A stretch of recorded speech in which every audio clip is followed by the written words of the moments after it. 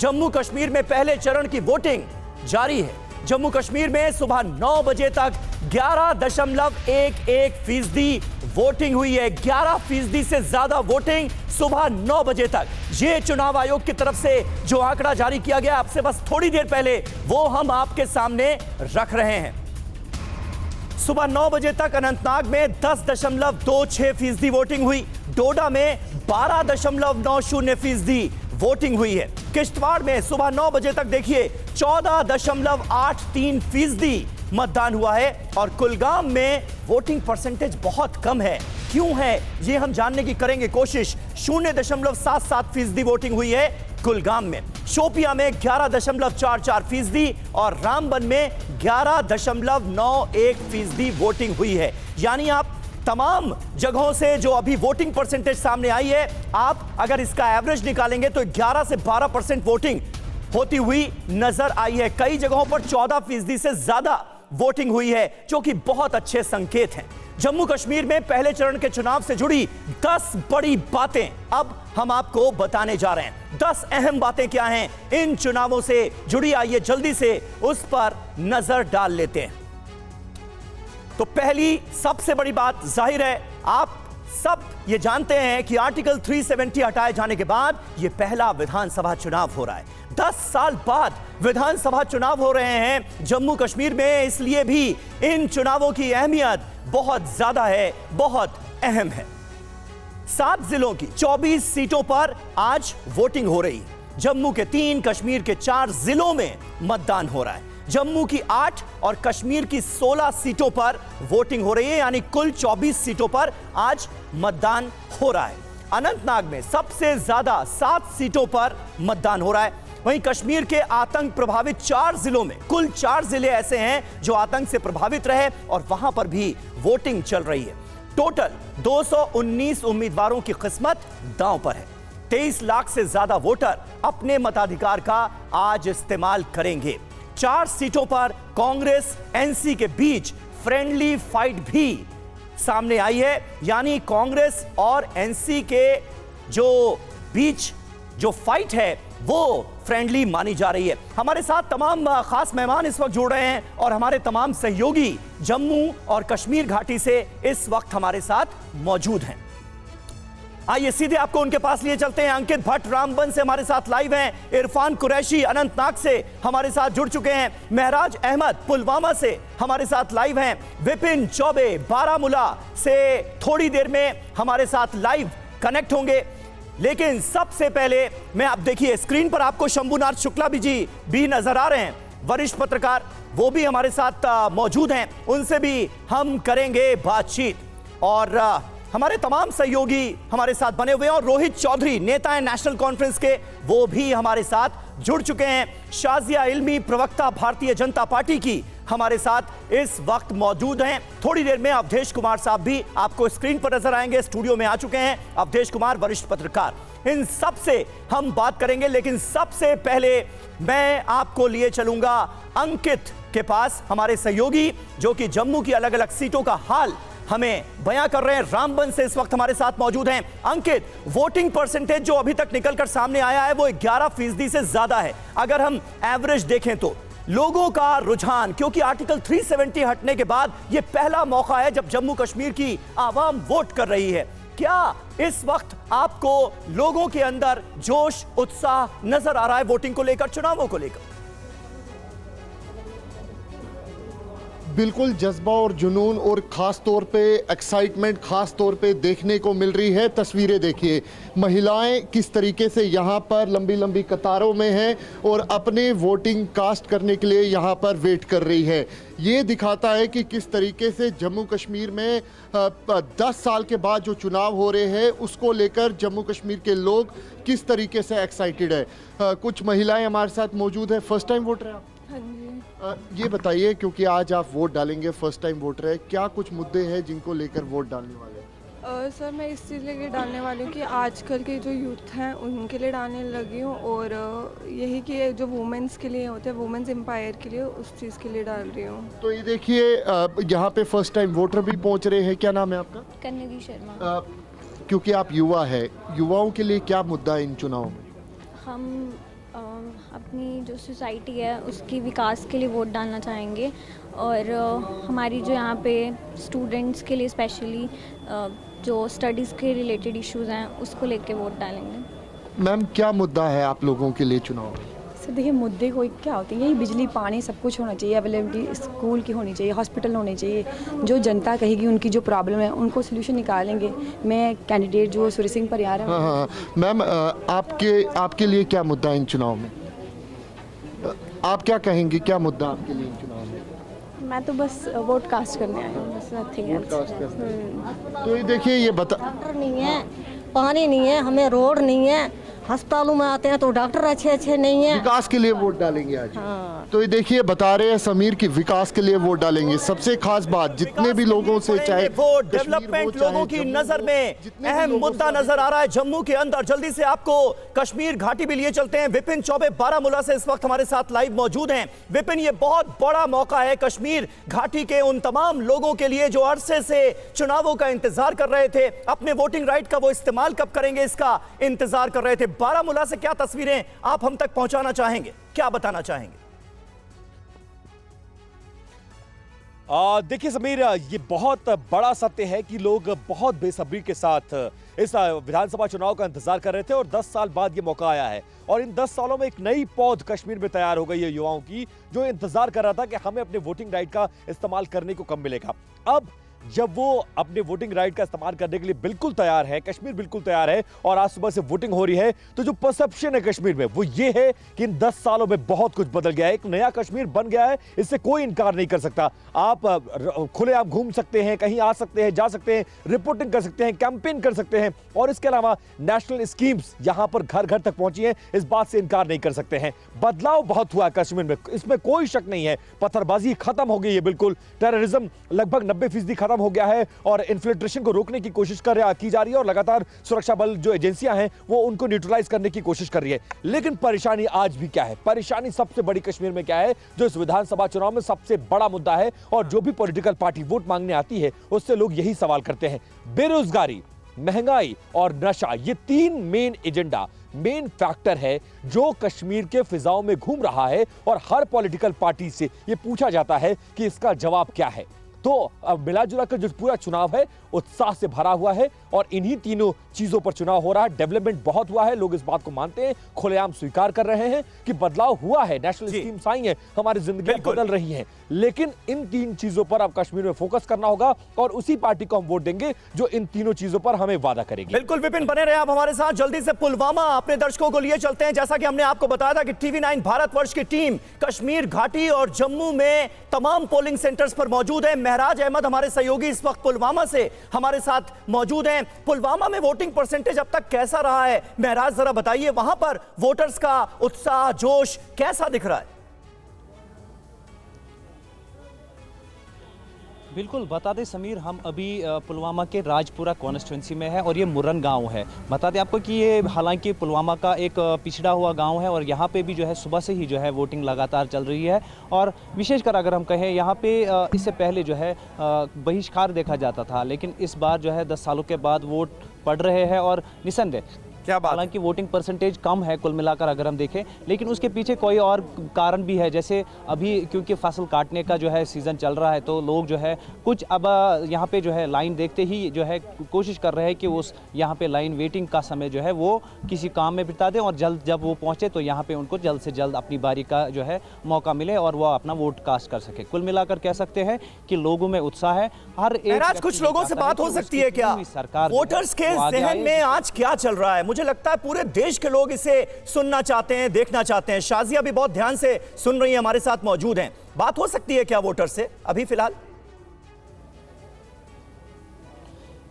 बिल्कुल, अगर हम बता दें ये महिलाओं का एक रिजर्व्ड जो है वोटिंग स्टेशन है, पोलिंग स्टेशन है, तो यहाँ पे आप देख सकते हैं कि किस तरीके से जो है महिलाएं आ रही हैं। और हालांकि कश्मीर में एक समस्या रहती है, महिलाएं जो है कैमरा पे बहुत कम बोलती है और वो समस्या देखने को मिलती है। सर आपसे एक बात करना चाहेंगे सर, थोड़ा सा अब समीर, आपने देख लिया कि कैमरे पे आने से जो है बिल्कुल यहाँ पे अभी ठीक है। गुरेज कर रहे हैं वोटर्स, लेकिन कुल मिलाकर जो ठीक है, बिल्कुल बिल्कुल महराज मैं आता हूं आपके पास, और वोटर्स का रुझान क्या है, उनके मन में क्या चल रहा है, ये जरूर हम जानने की कोशिश करेंगे अलग अलग पोलिंग सेंटर्स पर जो वोटर्स आ रहे हैं। लेकिन शाजिया इल्मी हमारे साथ मौजूद हैं। शाजिया, किस तरह से आप देखती हैं, जाहिर है बहुत बड़ा मौका है, 10 साल बाद विधानसभा चुनाव हो रहे हैं, यानी 8 साल का जो बच्चा था वो अब 18 साल का युवा हो चुका है। पीएम मोदी ने भी अपील की है कि फर्स्ट टाइम वोटर्स जो हैं वो वोट जरूर दें। क्या लोगों का रुझान नजर आ रहा है, क्या सबसे बड़े मुद्दे इन चुनावों पर असर डालते हुए आपके हिसाब से नजर आ रहे हैं इस बार? जी, मैं पिछले 15 दिनों से यहीं पे हूँ और मैं सारे इंटीरियर्स हर जगह घूम कर आई हूँ, और आप यकीन नहीं करेंगे कि ये असली जमहूरियत का एहसास हो रहा है इस बार, क्योंकि एक तो सब खुले तौर से यहाँ पे कैंपेन कर रहे हैं, और लोग बताते हैं कि पहले डर डर के निकलते थे लोग, इस तरह से कैंपेनिंग होती नहीं थी, लेकिन इतनी रौनक है और इतना एक्साइटमेंट है यहाँ पे, और खासतौर से श्रीनगर के कई इलाकों में जहाँ इस तरह का माहौल देखा ही नहीं गया। तो मुझे लगता है अमन बहाली के चलते एक लोगों में खुशी तो है, और काफी इत्मीनान की सांस के साथ वो दिनचर्या की जो भी चीजें हैं, रोजाना का गुजर बसर वो कर पा रहे हैं। अपने आप में एक बहुत बड़ा ये अचीवमेंट है। और आप सोचिए, पहली बार देश के संविधान के तहत, भारत के कॉन्स्टिट्यूशन और भारत के कानून के तहत, भारत के और सिर्फ भारत के ध्वज के तहत ये चुनाव हो रहे हैं। ये अपने आप में बहुत बड़ी बात है। और आप एक्साइटमेंट सोचिए कि 2019 में जो देखा था कि 20% बल्कि 19% था, तो 2024 में अगर आप देखेंगे तो बढ़कर 50% से ज्यादा हुआ। अभी इतना कम वक्त हुआ है, लेकिन लोग तैयार हैं जाने के लिए। और बहुत से लोगों ने, कल से मैं रोजाना मैं सुन रही हूँ लोगों की बातें, आम लोग वो तैयारी कर रहे हैं, औरतें बढ़ चढ़कर हिस्सा ले रही हैं, और यहाँ पे औरतों का एक बहुत बड़ा मूवमेंट भी तैयार हुआ है सेल्फ हेल्प ग्रुप्स के जरिए। तो मुझे लगता है वो काफी एजर्ट भी कर रही हैं और बाहर आ रही हैं। अब मुझे मालूम नहीं किस पार्टी के वोट से कितनी तर्जुमानी होगी इसमें। सब ऐसा लग रहा है कि चाहे वो कार्डर्स हो पार्टी के, या कैंडिडेट्स हो, या आम लोग हों, पूरी तरह से बढ़ चढ़ के पार्टिसिपेट करना चाह रहे हैं और एंगेज कर रहे हैं। और एक और मैं बात बता दूं जरूरी, कश्मीर जाना चाहता था हड़तालबाजी के लिए, पत्थरबाजी, और वो सब तुम जानते हैं, एक दहशत और वहशत का माहौल था, लेकिन कैलेंडर निकलते थे बॉयकॉट के। कैलेंडर होता था कि इस दिन नहीं जाना है, उस दिन नहीं जाना है, इस दिन यहाँ निकलना है, यहाँ पे किसी का नमाज जनाजा है उसमें जाना है, लेकिन उसमें भी फिर वारदात होती थी। तो वो सब चीजों से निजात मिली। और ये सबसे ज्यादा लोगों ने मुझे बताया कि रोजाना जो थे वो हड़ताल और बंद, और ये कैलेंडर निकलता था कि इस दिन नहीं जाना है। सब लोगों ने मुझे बताया है, ये आम लोगों ने। बहुत से लोग कैमरा पे नहीं आ रहे हैं, जम्मू में आ रहे हैं, लेकिन कश्मीर के इलाकों में आप देखेंगे कि थोड़े वो घबराते हैं। बिल्कुल, जल्दी से रोहित चौधरी का भी हम रुख कर लेते हैं। रोहित चौधरी लीडर हैं जम्मू कश्मीर नेशनल कॉन्फ्रेंस के। रोहित, क्या लगता है आपको, शाजिया जिन बातों का जिक्र कर रही हैं, जिस बदलाव का जिक्र कर रही हैं, वो घाटी में सीधे तौर पर नजर आ रहा है? आप जब लोगों से बात कीजिए तो भी इस बात का साफ तौर पर एहसास तो होता है, लेकिन आप लोगों ने अपने मैनिफेस्टो में ही कहा है कि आर्टिकल 370 जिसको हटाने का काम किया गया उसको दोबारा लाया जाएगा। किस तरफ जनता का रुख आपको नजर आ रहा है, ईमानदारी से अगर आप बता पाएं, आज उस वक्त जब कश्मीर की आवाम वोट कर रही है? देखिए,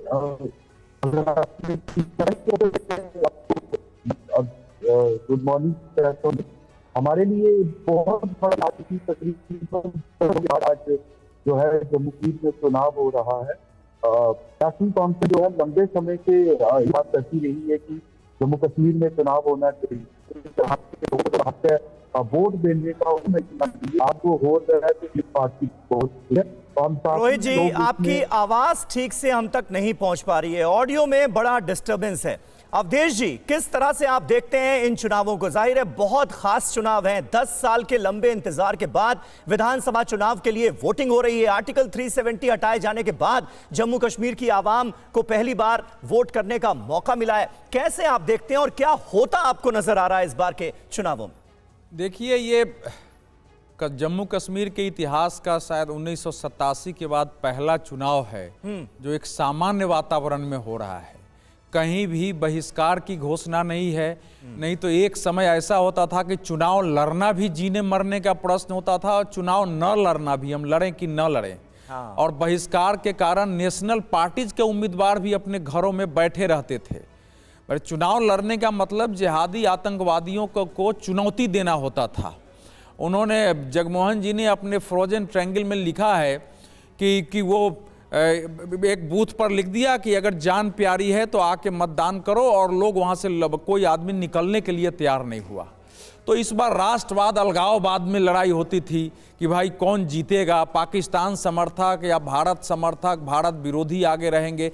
ये सबसे इस बार का चुनाव जो है बिल्कुल अलग है, और इसी कारण इस चुनाव में वातावरण बदला है। रिकॉर्ड संख्या में निर्दलीय हैं, जैसे कुल 908 उम्मीदवारों में 365 40.19% निर्दलीय उम्मीदवार हैं। और ये निर्दलीय इसलिए पैदा हुए हैं कि जो लोग डीडीसी, बीडीसी सब में चुनाव लड़े, पंचायत में लड़े, त्रिस्तरीय पंचायत व्यवस्था के कारण उसमें जो लीडरशिप उभरा है, अब वो अगर प्रमुख पार्टी में नहीं है तो वो भी चुनाव लड़ रहा है। तो इसलिए ये कई दृष्टि से आप देखेंगे तो एक चुनाव जो है बिल्कुल एक नए प्रकार का चुनाव है। हालांकि मुख्य क्षेत्रीय दल वही है जो वहां थे, वो उसमें कहीं दो मत नहीं है। लेकिन जो 370 हम यहां सुन रहे हैं, अगर आप वहां जाके देखेंगे तो पॉलिटिकल पार्टियां कश्मीर के अंदर भी उस रूप में उसको नहीं उठा रही हैं। जब पत्रकार पूछ रहे हैं तब उठा रहे हैं। तो इस ये जो मतलब उनके अंदर भी वो कन्विक्शन नजर नहीं आ रहा है, उनको भी मालूम है कि हम ये हटने वाला नहीं है। तो वहां से जो हमने पता किया कि भाई क्या चुनावी सभा में बात कर रहे हैं। अब जैसे आज इल्तिजा मुफ्ती हैं, तो बिल्कुल एक बिजबेहरा का चुनाव क्षेत्र जो बिल्कुल सुरक्षित माना जाता है, वहां से वो आज खड़ी हैं ताकि किसी ढंग से जीत जाए। प्रमुख नेता उमर अब्दुल्ला, सज्जाद गनी लोन, दो क्षेत्र से चुनाव लड़ रहे हैं, क्योंकि उनको लग रहा है कि भाई कहीं ये मैंने विश्वास ही नहीं है कि हमारे जो कोर वोटर हैं वो भी हमारे विरुद्ध न चले जाएं। तो ये भाव पहले नहीं होता था। बिल्कुल। और लोकसभा चुनाव में खास करके उमर अब्दुल्ला को जिस तरह से करारी हार का सामना करना पड़ा इंजीनियर राशिद से, वो भी जाहिर है उनके जहन में होगा। विधानसभा सीटें जो हैं वो 2 हैं जिनसे उमर अब्दुल्ला चुनाव इस बार लड़ रहे हैं। जल्दी से हम अनंतनाग का रुख कर लेते हैं। इरफान कुरैशी हमारे साथ मौजूद हैं। साउथ कश्मीर में वोटिंग हो रही है, और साउथ कश्मीर किसका गढ़ माना जाता है? महबूबा मुफ्ती का, पीडीपी का, ये हम सब जानते हैं इरफान। तो क्या ये कहा जाए कि ये जो फर्स्ट फेज है इसमें असल साख जो है वो पीडीपी की दांव पर लगी हुई है?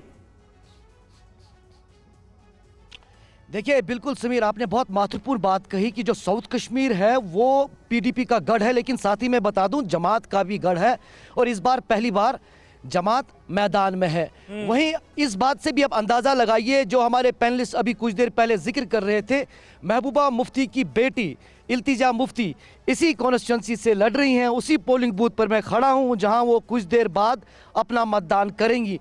तो साख्त जो है वो न केवल पीपल्स डेमोक्रेटिक पार्टी या महबूबा मुफ्ती की दाव पर लगी है, बल्कि मैं मानता हूं, क्योंकि हम लगातार कैंपेनिंग के दौरान अलग अलग इलाकों में घूमे, साख्त नेशनल कॉन्फ्रेंस, कांग्रेस, पीडीपी, भाजपा, तमाम राजनेताओं और राजनीतिक दलों की यहां जम्मू कश्मीर में दाव पर लगी है। क्योंकि जिस तरह निर्दलीय बड़ी तादाद में मैदान में है, जमात इस्लामिया मैदान में है, अवामी इत्तेहाद पार्टी के कैंडिडेट्स मैदान में है, और उमर अब्दुल्ला को जिस तरह हम जिक्र कर रहे थे कि बड़ी हार का सामना नॉर्थ कश्मीर में लोकसभा चुनावों के दौरान करना पड़ा। लोगों का मूड अगर देखें तो लोग लगातार, जिस तरह हम डिस्कस भी कर रहे थे, वो विकास मांगते हैं, वो चाहते हैं कि उनके जो बेसिक इश्यूज हैं उन्हें एड्रेस किया जाए। धारा 370, 35 से स्टेटहुड, ये एक कह सकते हैं बड़ी पार्टीज का मुद्दा हो सकता है, लेकिन आम लोगों का मुद्दा वही सड़क है, बिजली है। कल हम बारामूला में थे, बारामूला में फिर अनंतनाग आए, यहाँ लोग लगातार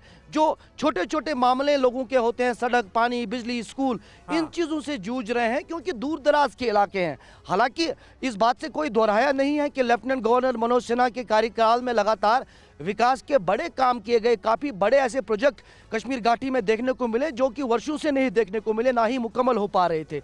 लेकिन ये भी हमको ध्यान में रखना पड़ेगा, कश्मीर घाटी या कुल मिलाकर जम्मू कश्मीर की अगर बात करें समीर, तो काफ़ी दूर दराज पहाड़ी इलाके हैं जो कटे रहते हैं मौसम की चुनौती की वजह से, तरह तरह की चुनौतियां रहती हैं। वहाँ पर एक्सेस करने के लिए उनके लोकल रिप्रेजेंटेटिव का होना बहुत महत्वपूर्ण है। जी, और 10 साल बाद ये चुनाव हुए, उन इलाकों का आप अंदाजा लगाइए जहां पर सड़क बहुत मुश्किल से बनी है और गाड़ी का जाना बहुत ही चुनौती भरा रहता है, वहां पर लोग किस तरह के मामलों से जूझते होंगे, उनके लिए ये चुनाव बहुत महत्वपूर्ण है। बिल्कुल बिल्कुल। शंभुनाथ शुक्ला जी हमारे साथ मौजूद हैं। शंभू जी, किस तरह से आप देखते हैं? और जाहिर है जब हम मुद्दों का जिक्र करते हैं, क्योंकि काफी पहले से हमारी टीम TV9 भारतवर्ष की टीम जम्मू और श्रीनगर के साथ साथ पूरी कश्मीर घाटी में घूम रही थी, 3 बड़े मुद्दे जो निकलकर सामने आ रहे हैं उसमें पहले नंबर पर बेरोजगारी है, दूसरे नंबर पर महंगाई है और तीसरे नंबर पर नशाखोरी है।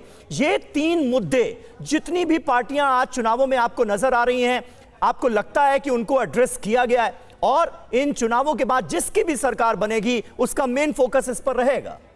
देखिए, असली जो मुद्दा है, मुख्य मुद्दा, एक तो बेरोजगारी है जी।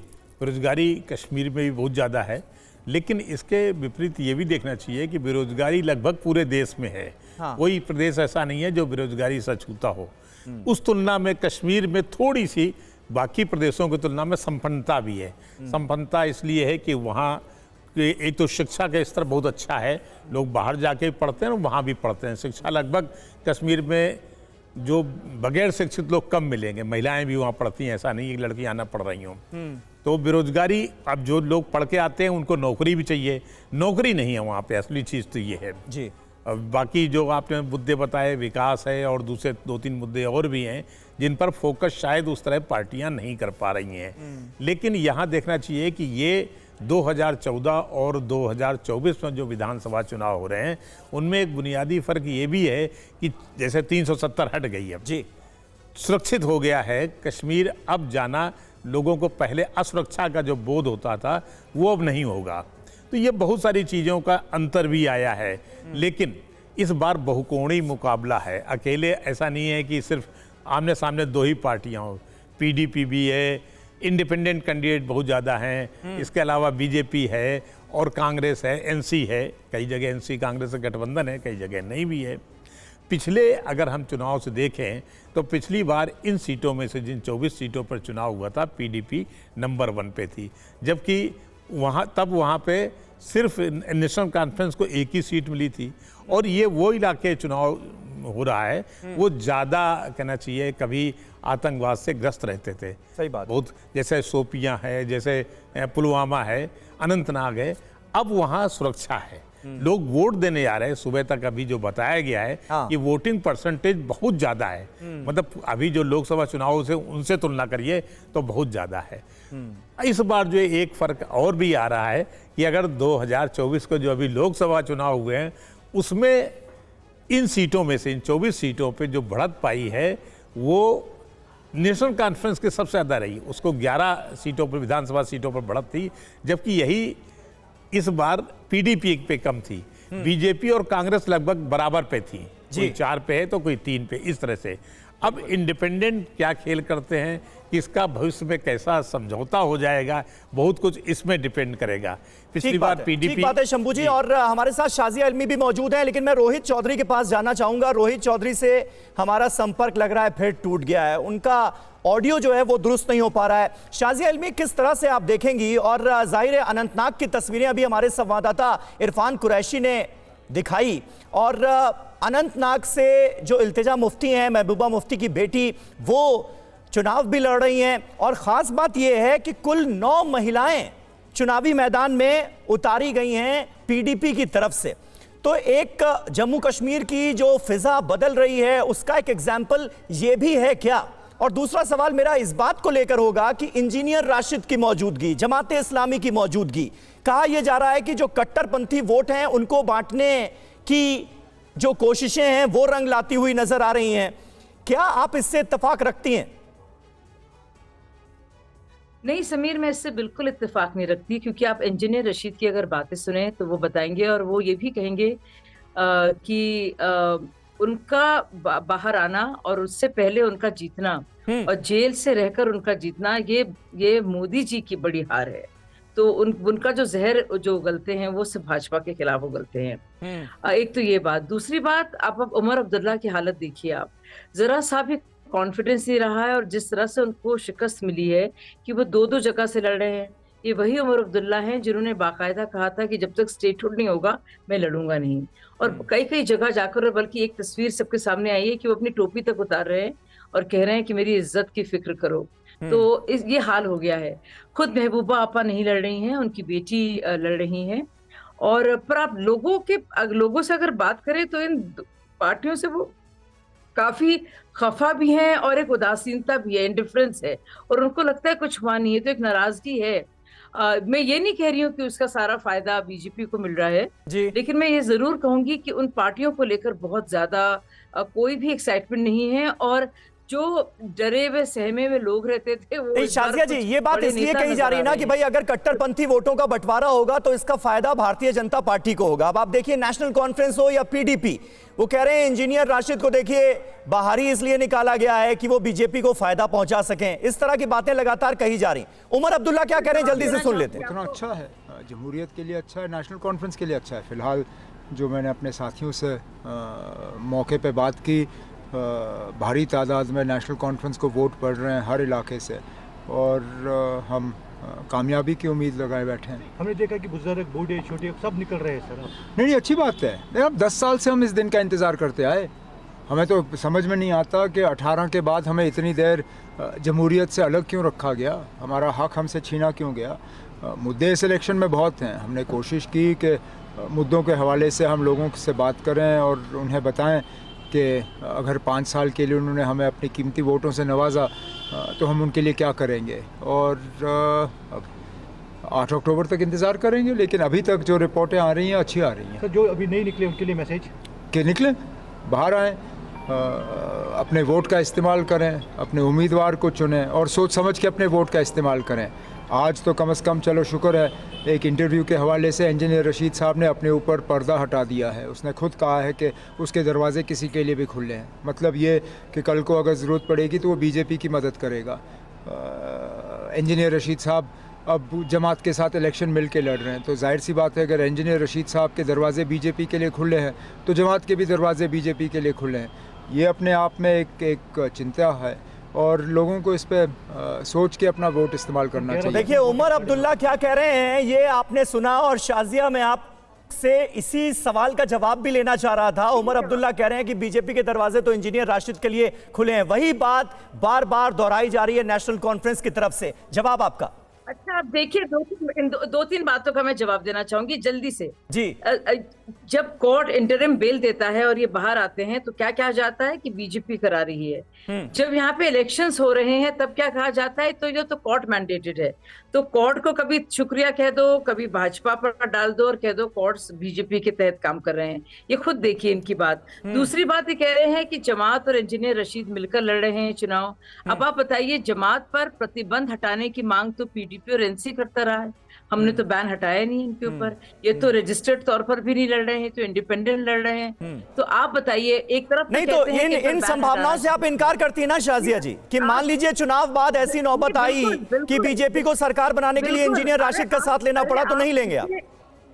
नहीं, आप ये देखिए कि उमर अब्दुल्ला इतने घबराए हैं कि वो इंजीनियर रशीद को बीजेपी के साथ एक तरह से ट्रक कर रहे हैं, साथ डाल रहे हैं। ये दिखाता है कितने खौफजदा है वो, इतने खौफजदा है वो, क्योंकि वो ट्रॉमा जो था उनका, जिस तरह से वो हारे हैं उससे उबर नहीं पाए हैं, और वो जानते हैं कि भाजपा से ही उनको खतरा है, तो वो सबको एक साथ डाल रहे हैं। ये जानते हुए कि इंजीनियर रशीद की सोच क्या है, लोग क्या जानते हैं उनके बारे में, जो भी उनकी लोकप्रियता है, जो मुझे लगता नहीं सही है, क्योंकि उनका सेंटिमेंट जो है। ठीक है अवधेश जी, कैसे देखते हैं आप उमर अब्दुल्ला ने जिन बातों का जिक्र किया और ये जो कनेक्शन बार बार जोड़ने की कोशिश की जा रही है इंजीनियर राशिद और बीजेपी के बीच? देखिए, ऐसा है कि जमाते इस्लामी वहाँ अलगाववाद और आतंकवाद दोनों की आइडियोलॉजिकल फाउंडर है वो, इवन फाइनेंस भी करती थी। तो गृह मंत्री अमित शाह ने 370 हटाने के पहले जमात पर प्रतिबंध लगाए और उनके लोगों के घरों पर छापे पड़े, उनके अकाउंट्स वगैरह हुए। लेकिन जमात से अब घाटी के लोगों का भी मोह भंग है कि भाई ये तो यही सब करते रहे हैं, तो लेकिन एक वर्ग उसको वोट दे रहा है। बहुत ज़्यादा आकर्षण नहीं है, ज़्यादा सीटों पर वो लड़ नहीं रही। मेरे ख्याल से 6-7 सीट हैं जो निर्दलीय के रूप में वो लड़ रहे हैं। और पीडीपी ने तो उनसे प्रतिबंध हटाने की मांग की है जी और तो कर दी थी। देखिए इंजीनियर राशिद जो है उनका जो मेरी समझ बनी है कि 2-3 सीटों पर प्रभावी तरीके से लड़ रहे हैं, बाकी जगह उनके अपोजिशन जो है अवामी इत्तेहाद पार्टी की वोट काटने को लेकर के है। इस समय जो ग्राउंड सिचुएशन है घाटी में जी, उसमें सबसे स्ट्रांग आज भी अच्छा या बुरा नेशनल कॉन्फ्रेंस है, उसके एक कैडर जो है अभी भी उसका एक बड़ा वर्ग उसके साथ है। भारतीय जनता पार्टी वहां घाटी में अभी भी उस पोजीशन में प्रभाव डालने में नहीं है, तो निर्दलीय उम्मीदवारों के पक्ष में थोड़े बहुत वोट जाएंगे, लेकिन वहां का एक वोटर जो है वो जैसे पीडीपी की हालत बहुत खराब है, वहां से सूचना आ रही है ज्यादातर सीटों पर उनकी स्थिति ठीक नहीं है। बिल्कुल जाहिर है, ये बात आपने सही कही। और भारतीय प्रश्न जो आपका था कि देखिए जब अगर हंग असेंबली आएगी ना तो उसमें एक एक सीट का महत्व हो जाएगा, उसमें कौन किसके साथ जाएगा अभी बोलना ठीक नहीं है। बिल्कुल सरकार बनानी है तो आप चाहे आपस में लड़िए, लेकिन उस समय मिलजुल के सरकार बनाने की नौबत आएगी। अगर बीजेपी नंबर 1 पार्टी होती है जिसकी संभावना दिख रही है और नेशनल कॉन्फ्रेंस नंबर 2 होती है तो सरकार किसकी बनेगी वहां? ये तो एक सवाल है ही, ये तो एक बड़ा सवाल है ही। हम जल्दी से जम्मू का रुख करते हैं। अंकित भट्ट हमारे सहयोगी रामबन से हमारे साथ मौजूद हैं। अंकित, बात हो सकती है कुछ वोटर से? एक मिनट रुकना। बिल्कुल हो सकती है, मैं बात ही करा देता हूँ। 10 साल के बाद चुनाव हो रहे हैं, कितनी ज़्यादा खुशी हो रही है और कितने एक्साइटेड है वोट डालने के लिए? वोट डालने के लिए हम बहुत एक्साइटिंग हैं, पर हम ये चाहते हैं कि हमारे बच्चों को अच्छा सा अच्छा स्कोप मिले, अच्छी सी अच्छी एजुकेशन मिले, क्योंकि एजुकेशन के मामले में रामबन बहुत पीछे है, हर चीज़ के लिए पीछे है। हम ये चीज़ नहीं बोलते हैं कि आगे है, हम चाहते हैं हमारा रामबन भी जम्मू कश्मीर के पीछे। आप कितने एक्साइटेड है वोट डालने को लेकर? बहुत एक्साइटेड है सर। 10 साल के बाद चुनाव हो रहे हैं, अच्छा लग रहा है, हमें अच्छा लग रहा है। अब देखेंगे आगे क्या। ये देखिए समीर, लोग जो है वो काफ़ी ज़्यादा एक्साइटेड नज़र आ रहे हैं। सबसे अहम बात समीर इन चुनावों की क्या है? धारा 370 हटने के बाद पहली बार जम्मू कश्मीर में विधानसभा के चुनाव हो रहे हैं। लगातार जो पॉलिटिकल पार्टियां थी वो ये कह रही थी कि जम्मू कश्मीर के अंदर धारा 370 और 35 से एक मुद्दा हो सकता है, लेकिन क्योंकि ग्राउंड पे चाहे कश्मीर घाटी हो चाहे जम्मू हो, हमने कई लोगों से बात की, साफ तौर पे धारा 370 या फिर 35 से जम्मू कश्मीर के लोगों के लिए कोई मुद्दा नहीं है। हालांकि स्टेटहुड ज़रूर एक विषय हो सकता है। तीसरी अहम बात, जितने भी लोगों से हम बात कर रहे हैं, साफ तौर पे बिजली, पानी, सड़क, रोजगार, इन चीज़ों को लेकर बात कर रहे हैं, इन चीज़ों को लेकर यहाँ पर वोट कास्ट कर रहे हैं। जी बिल्कुल बिल्कुल अंकित, बने रहे आप हमारे साथ। और इस बीच अपने दर्शकों को बता दें कि जम्मू कश्मीर में सुबह 7 बजे से वोटिंग जारी है। पुलवामा के नायरा पोलिंग स्टेशन पर लंबी लाइन लगी नजर आई। हमारे संवाददाता महराज अहमद की यह रिपोर्ट आपको दिखाते हैं।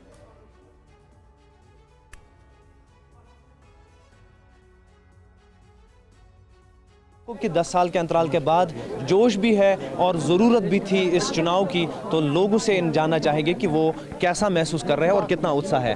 यहाँ पे 10 सालों में कोई सरकार नहीं थी, आप सरकार चुनने जा रहे हैं, तो कितना शौक है आपको वोट डालने का? बहुत शौक है, बहुत शौक है, बहुत शौक है। क्या क्या मुख्य मुद्दे हैं यहाँ पे? यहाँ तो बहुत मुद्दे हैं। यहाँ तो बेरोजगारी का मुद्दा है, यहाँ से ये पावर का मुद्दा है, यहाँ तो बहुत मुद्दा है। आपको लगता है कि जो सरकार आएगी ये मुद्दे? नहीं लगता है, अगर अच्छा लीडर आएगा इंशाल्लाह करेगा हमारा काम, क्यों नहीं करेगा? आपको लगता है जो आपका उम्मीदवार आएगा ये समस्याएं दूर? इंशाल्लाह हमारी समस्याएं यही दूर करेगा। ये जरिए है, ये एक पिलर है इसकी डेवलपमेंट का, एक पॉलिटिकल प्रोसेस का, है ना, democracy. It is government of the people, by the people and for the people, यही डेमोक्रेसी का असली है। तो पहला जो है उसका ये मुद्दे जो होता है वो लोगों की बहबूदी होते हैं, लोगों की चुनी हुई सरकार होती है, उनकी मांगे होती है, कंस्ट्रक्शन ऑफ रोड्स है, अनएम्प्लॉयमेंट प्रोसेस है, उसको मतलब ये उसका खात्मा करना है। आपको और हमें उम्मीद है कि जो हम नुमाइंदे चुनने जा रहे हैं ना, तो ज़रूरी है उनको हमारी बात आगे तक पहुंचानी होगी। यानी हमारे क्या मुद्दा यही है, अनएम्प्लॉयमेंट है या ये जो है, बाकी आपको मालूम है क्या क्या यहाँ पर है ना, एक स्पेशल है, तो उनको ये करना है। तो विश्वास है लोगों में कि हमारे नुमाइंदे जो है, जो हम चुनने जा रहे हैं, तो हमारी बात को करेंगे, वो हमारी मसाइल को हल करेंगे। वोटर्स का रुझान क्या है, उनकी नजर में मुद्दे क्या हैं, ये हम आपको लगातार बता रहे हैं। शंभुनाथ शुक्ला जी हमारे साथ मौजूद हैं। शंभुनाथ जी, 10:22 पर राहुल गांधी की तरफ से एक ट्वीट हुआ है, मैं उसकी सबसे इंपॉर्टेंट लाइन आपको बता दे रहा हूं। उन्होंने लिखा है कि देश के इतिहास में पहली बार किसी राज्य का स्टेटहुड छीनकर उसे केंद्र शासित बनाया गया। यह आप सभी के संवैधानिक अधिकारों का हनन था, जम्मू कश्मीर का अपमान था। इंडिया गठबंधन आपके अधिकारों को वापस लौटाएगा। क्या आपको लगता है कि ये जो मुद्दा बार बार कांग्रेस पार्टी की तरफ से, नेशनल कॉन्फ्रेंस की तरफ से, पीडीपी की तरफ से उठाया गया बीजेपी के खिलाफ, इसका बड़ा असर हुआ है या होता हुआ देख रहे हैं आप? देखिए, जिस तरह से कश्मीर में चीज़ें हालात बदली हैं और पिछले जरूर स्टेटहुड खत्म किया गया था, लेकिन जो अब फिर से गठित किया रहा है सिर्फ लद्दाख रीजन को छोड़ के, बाकी जम्मू कश्मीर का गठन तो फिर से हो रहा है। लद्दाख की वैसे भी कल्चर देखा जाए तो एकदम डिफरेंट है बाकी शेष कश्मीर से। इससे चीज़ें ये कहा जाए कि स्टेटहुड छीन लिया गया था, लेकिन वो तो फिर मिल रहा है। इसे बहुत ज़्यादा अपील नहीं करेगी कि कांग्रेस उसमें या कांग्रेस एनसी मिलकर क्या करेगी। असली चीज़ है कि 370 क्या कांग्रेस ला पाएगी या नेशनल कॉन्फ्रेंस ला पाएगी, इस पे तो वो कोई दोनों लोग बयान नहीं दे रहे हैं। इसलिए ये मुद्दा मुझे लगता बहुत सीरियस होगा। असली मुद्दा जो अभी हमारे वो मतदाता बता रहे थे कि शिक्षा, बेरोजगारी, बहुत सारे ऐसे मुद्दे हैं जिन पर फोकस करना होगा और ये मुद्दे ज़्यादा लोगों को असर डालेंगे।